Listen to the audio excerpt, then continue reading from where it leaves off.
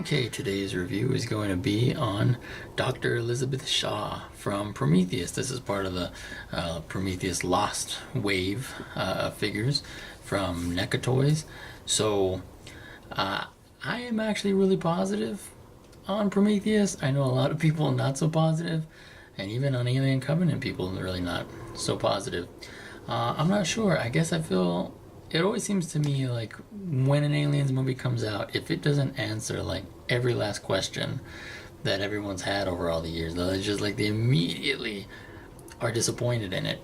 But it's like there's still supposed to be at least 2 more movies, so I don't know. I'm waiting until the other 2 movies come out before I really judge it. Yeah, there's things that maybe I don't like that much, but there's also things that I do like. And a lot of times with fiction and whatever, there might be something that you don't really like, but it leads to something really good. Well, like as an example, like I don't really like the Marvel comics like events that happen all the time. The events themselves never really seem all that great, but they end up being like a really nice jumping off point for some really great storylines for individual characters afterwards. So with Alien Covenant, I don't know, I'm pretty positive on that, and I was positive on Prometheus. I didn't think it was weird or anything. I don't know, I liked it, and I really, really liked Elizabeth Shaw. And like when she does that whole self-surgery scene or whatever, that's like one of my favorite scenes ever of all time across any kind of movie. I was so into it. When I went to go see Prometheus, I went really early in the morning. It took me 2 hours to walk from my house to the theater, and when I got there, it was like the very first showing, and there was nobody in there. I had this whole theater to myself. It was great. Anyways, so I'm pretty into it. So I was really disappointed that we never got an Elizabeth Shaw figure. So when they announced that, well, hey, we're gonna do this Lost Wave thing, I was really excited, and I was checking Toys R Us like a bunch, and they just never had it. I feel like this figure came out quite a while ago, like June, but where I live, only just recently, and it seems like they had a lot of shelf space for this Lost Wave of Prometheus figures, and man, those were like all bought up. This was the absolute last Elizabeth Shaw, and I actually feel kind of lucky because for the handful of reviews that I'm in the middle of doing right now, I got like the very last one of each of those things, so I've been getting really, really lucky there. But yeah, this was the last Shaw. They had like I don't even know. They had like 15 Fifield or something like that, or maybe 12, but I mean, it was a bunch. They had a whole bunch of Fifield. I don't think anyone really wants Fifield. Maybe if they would have made him look cool, like the alternate scene or whatever, which I don't know why that wasn't in the movie. He looked so much cooler then. I hate that whole scene, but the alternate version where he looks more Xeno-ish, I really like. I don't know. I wish they would have went with that. But anyway, so I don't think people care much for the Fifield, but this was definitely the last Shaw. So let's take a look at her accessories, because she comes with quite a few. Okay, why don't we start biggest to smallest? In a tiny little baggie, you get this little thing, and it might be kind of hard to see it.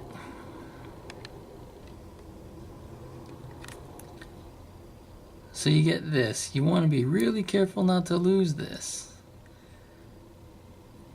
And I'm guessing that this is like those little, they're little cameras. There's never like instructions with these Neca toys, so you just get stuff and then I don't know, have to work it out for yourself. But it has this, it has this peg, and so it's actually on a hinge. And if we look at Shaw herself,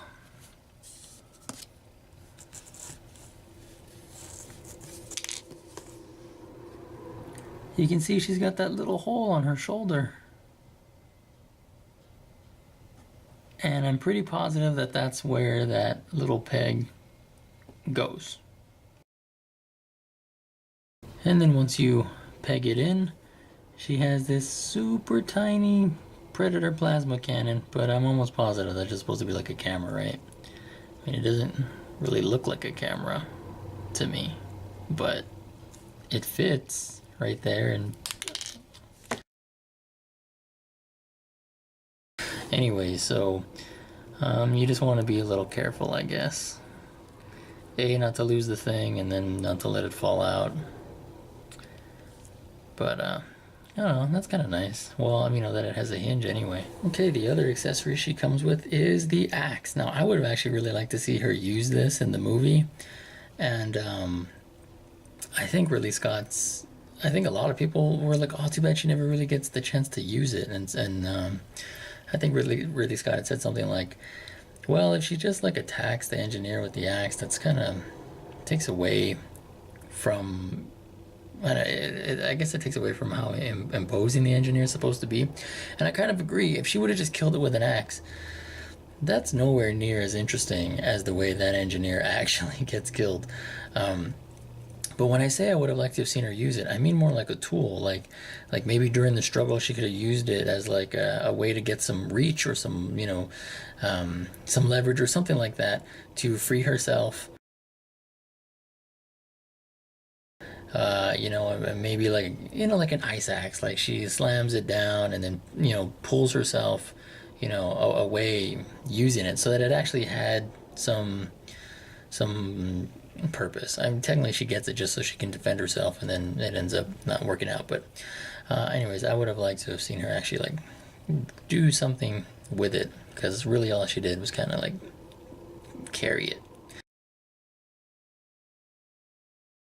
But putting that aside, the axe itself here, this actually looks really nice.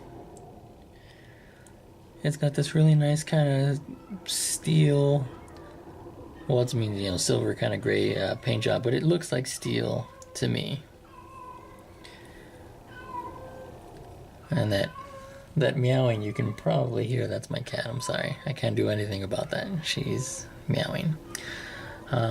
So black paint over here for the handle, and then really nice shinier silver paint over here, and then the actual handle looks all kind of scuffed, although I feel like if it's never been used before and it was on a spaceship, wouldn't it just look like brand new? I don't know if it really needs that, but there's like a very, very thin line of like silver paint.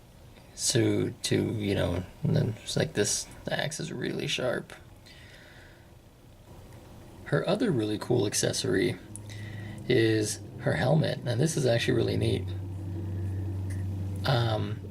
It has these little pegs here, and you can just put that over her head, even though her hair is kind of curly, kind of wavy. You just kind of get it over. There we go. And then once you get it over her and you line it up, you just push down and there you go. I feel like it's maybe like a tiny little bit too big. I know their helmets were pretty big, but this seems almost like a little bit too big, but maybe it's exactly right. I don't know. It does seem like it's actually really, really big, but I mean, I don't know, I guess that's exactly the way it was. I don't know. I just feel it's a little too tall. Anyways, it does look kind of nice. It, like when you look at the character through the helmet, it's like, it's weird. Like it kind of like, it looks like you're looking at the character underwater, and it kind of distorts the face, which is kind of weird.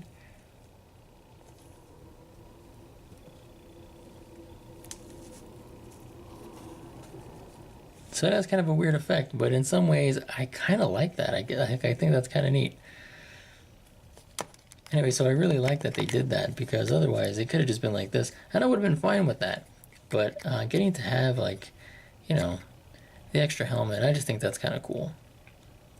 So I really like that. I think that is a nice touch, and I'm glad that they included that, because I could have seen where maybe if it was like, there's no real possible way for it to fit, then they would have left it out. I would have understood, but no, it works out.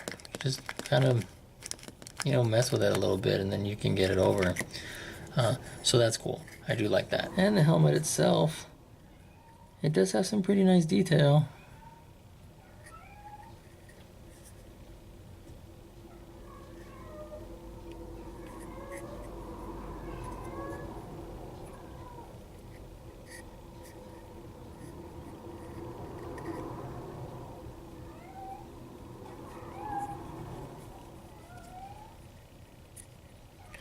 So I think they came out well.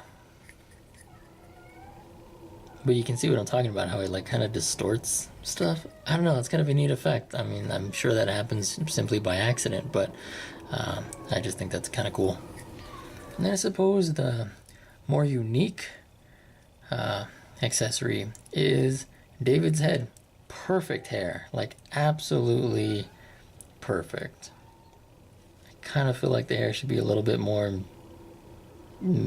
messed up, He did just get his head torn off. I mean, I'm no expert, but I feel like if you got your head torn off and then someone used your head to like basically headbutt an old man to death with your decapitated head, your hair would get a little messed up. But this is actually like super perfect. And I think the likeness is also like really, really well done. And then you can see where it's been torn off, and there's some nice detail here. It's basically this gray silver.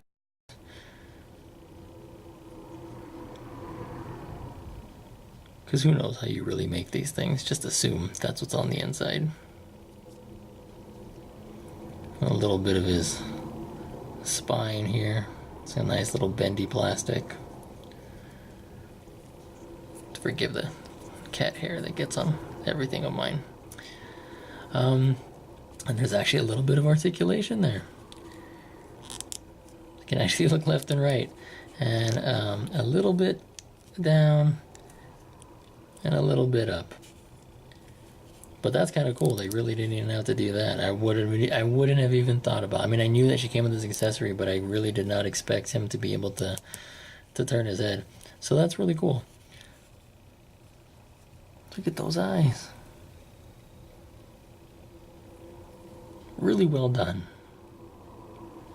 Speaking of articulation, we'll go ahead and look at Shaw's articulation. And she can look left, and she can look right, like really well. Like you'd think like the collar or her hair would get in the way. No, you can totally get some really nice range of movement there. She can look down a bit, and she can look up. Actually, a little bit more than you think she would, because her hair is actually kind of shorter towards the bottom. So she can actually get a little bit of range of motion there. And then at the shoulder, she's got this armor, but this is like a really kind of really soft, mushy, or very pliable plastic. So she can still bring her arm all the way up. She can bring it all the way around. Really good job there. Then of course she's single hinge at the elbow, and it lets the elbow rotate. Really wish there was a double jointed elbow. And then there is rotation at the wrist. No wrist hinge. I don't know. I guess Neca doesn't really like wrist hinges, for humans anyway.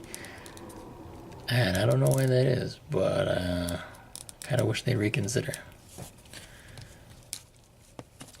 And then she has a diaphragm joint.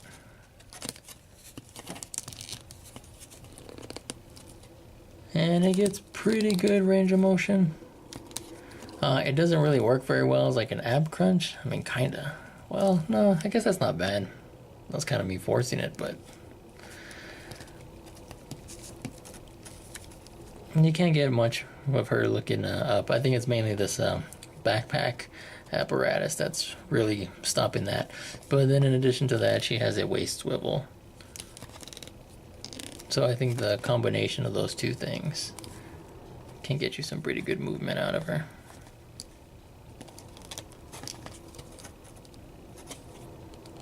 So that's cool. And then for the legs, there is rotation up right there at the hips. And then that you can kind of see the actual joint there then. And because the crotch pieces are generally a softer plastic, although I don't know, this one kind of stiff. But yeah, pretty good range of movement. I mean, I don't know what kind of poses you're going to put your figures in, but I guess the more range articulation has, the better. So she can bring her foot all the way forward and a little bit back, in the sense that her ass cheek is gonna, you know, bend with her. So there's that.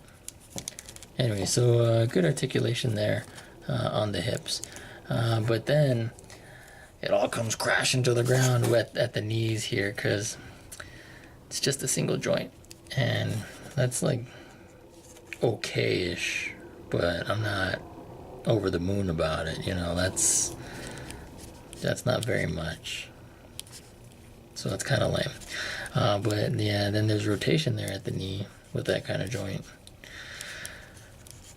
and that's nice, I guess, but I could have totally sacrificed that for like double jointed knee. Anyways, and then there's a hinge at the ankle, but it's got like, she's got these weird boots, and they do kind of stop the foot from going all the way up. And they don't point that far down either, but they do rotate, and there's a little bit of an ankle rocker, but I mean really little, like not a whole lot. So I don't know, great articulation at the hips, but then once you start moving further down, less so with the articulation. But all in all, pretty standard Neca articulation. The size comparison with the Deacon is actually really tall. It looks so little, like in the movie, that it's adorable. You almost want to cradle it, but if it stands on its hind legs, it's actually quite big. So I don't know, I expect it to be more babyish, is why I have it crouching down. I did review the Deacon already, and he has pretty garbage articulation, so it's really hard to get him into any really kind of cool pose. And he does come with this little stand there that's making him just the tiniest bit taller, because, well, otherwise he's got like, his feet are permanently like he's wearing high heels or something, so he won't stand without it. But yeah, he's still pretty big compared to a human character. Now I wish I had an engineer figure to show you you know, a size comparison with that too, but I actually don't. I don't have an engineer, and it's just one of those things where, like, I kept meaning to order one, and I just haven't. And I mean, I really got to get on that, but you know, it's like I keep ordering other things first, and that's just the way toy collecting is. You know, you gotta prioritize what you think is gonna sell out versus what you want most. So I don't always play that game the right way. Sometimes I get something and it's like, there's a million of these, you know, you should have bought that other thing, and now it's all sold out, and it's only, you know, in very limited quantities and for way more than it should be. This Deacon itself is actually pretty expensive.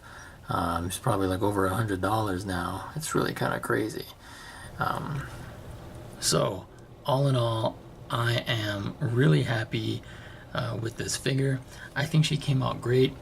on top of me. I really like the character because I really like the actress, and the likeness to her I think is really, really fantastic.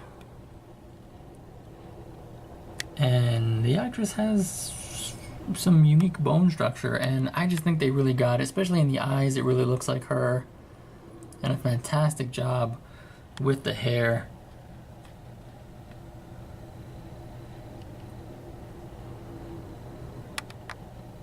Even the emblems on the suit.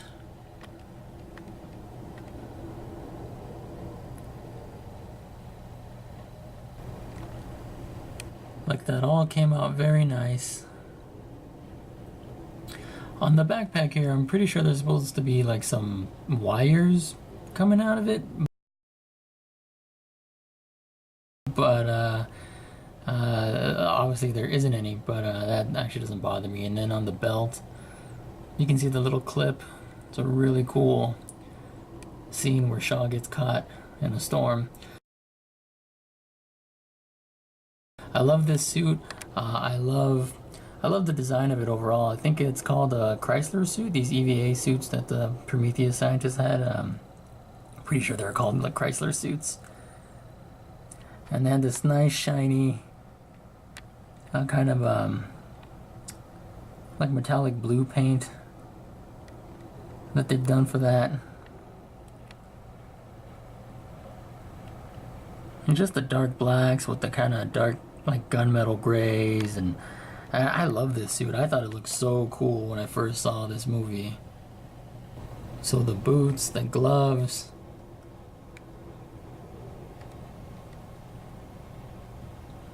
the paint job, the pouches, everything. I really, really like this so much.